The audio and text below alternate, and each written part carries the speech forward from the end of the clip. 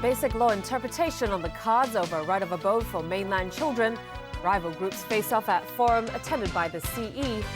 And a policy shift in U.S. interest rates.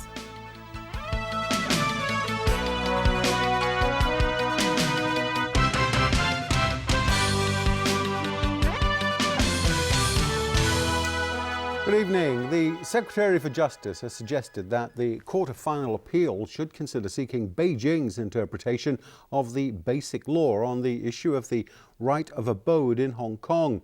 But Rimsky-Yuen insists this will not damage Hong Kong's judicial independence. Temily Tianmei reports. Should foreign domestic helpers and children born in Hong Kong to mainland parents be entitled to the right of abode in Hong Kong? An interpretation of the Basic Law by the National People's Congress Standing Committee back in 1999 effectively overturned a Court of Final Appeal decision earlier that year granting the right of abode to mainland children. But in a 2001 ruling in the Chong Feng-Yuen case, Hong Kong's top court granted the right of abode to children born in Hong Kong to mainland parents, regardless of their residency status here.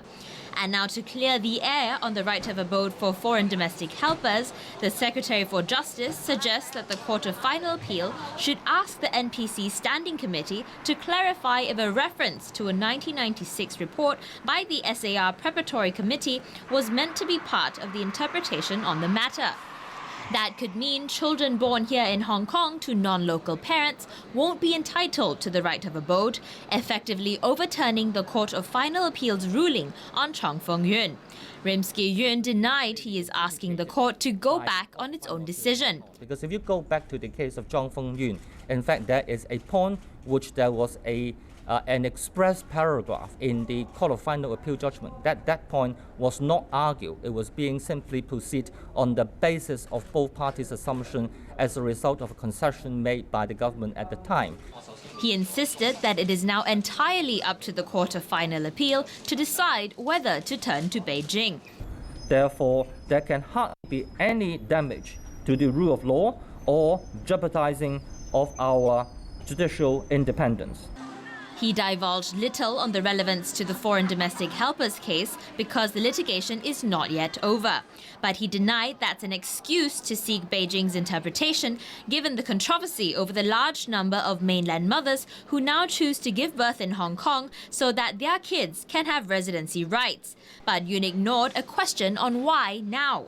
Today's announcement comes after Kamal Bukhari retired as a permanent judge of the Court of Final Appeal. Is this the storm of unprecedented ferocity that Bukhari warned about recently regarding the rule of law? Today, he was tight-lipped because the case involving foreign domestic helpers is not yet over. It's in court and it must be dealt with in court now. It can't be commented outside of court.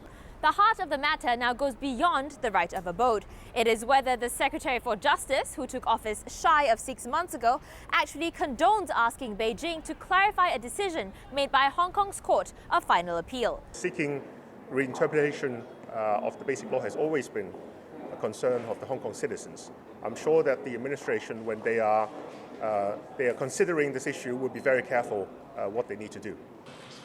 The Bar Association warned against jumping to conclusions and refused to comment before the foreign domestic helpers case ends. Temily Tianmei, TVB News. Some good news for local MTR passengers who can enjoy a 10% discount on their second trip made on the same day. The new concession scheme starts on New Year's Eve and will last until June 30th next year. Andrew Lau reports. The current Ride 10 Get 1 Free promotion offered by the MTR Corporation will expire at the end of this month. It'll be followed by the 10% same-day second trip discount starting on December 31st. For trips taken on the same mode of MTR service on the same day using the same Octopus card, passengers can enjoy a 10% discount on the second journey. The discount applies to most services, including the cross-boundary lines to and from Lowu and Lok Ma Chau, light rail transit, and MTR bus. But it's not applicable to the Airport Express, MTR feeder bus, or the East Rail Line First Class Premium. The scheme will run till June 30th. The MTR Corporation says it has not determined the number of passengers who will benefit from the offer. It all depends on the customer response. So at this stage, we do not have an accurate estimate. We offer different discount at different time, target at different group of passenger. So this one, we actually will target a passenger with actually both frequent and infrequent, and they travel on any day of the week. Now, besides the new discount, children can ride the Airport Express for free between December 17th and February 17th if they use an Octopus card. Andrew Lau, TVB News. We'll now turn to a policy shift regarding interest rates in the United States. The U.S. Federal Reserve has indicated that interest rates would remain near zero until the country's unemployment falls to at least 6.5%. It's the first time the Fed has linked its measures to specific economic markers. At exceptionally low levels for the federal funds rate are likely to be warranted, quote, at least as long as the unemployment rate remains above 6.5%.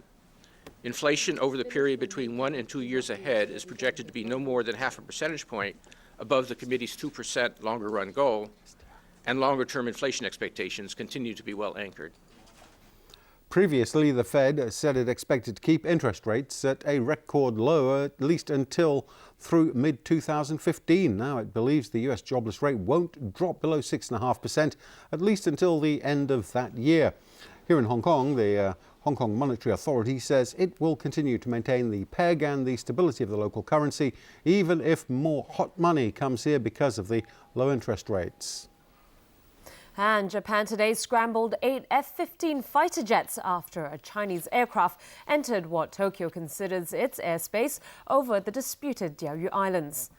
The islands, known as the Senkakus in Japanese, are at the center of a territorial dispute that has seen escalating tensions between Beijing and Tokyo. Japan's Chief Cabinet Secretary Osama Fujimura said Chinese ships have been entering restricted waters around the islands for 3 days in a row. And now there's an extremely regrettable intrusion by a Chinese aircraft. In response, Beijing said the flight was completely normal and called on Japan to stop entering what it considers to be Chinese waters and airspace near the islands. Next, commemorations in China today, marking the 75th anniversary of the Nanjing Massacre.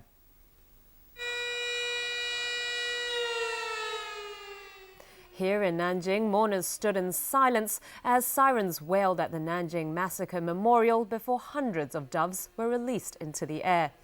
China says Japanese troops killed 300,000 people in 1937 during the Chinese invasion ahead of the Second World War.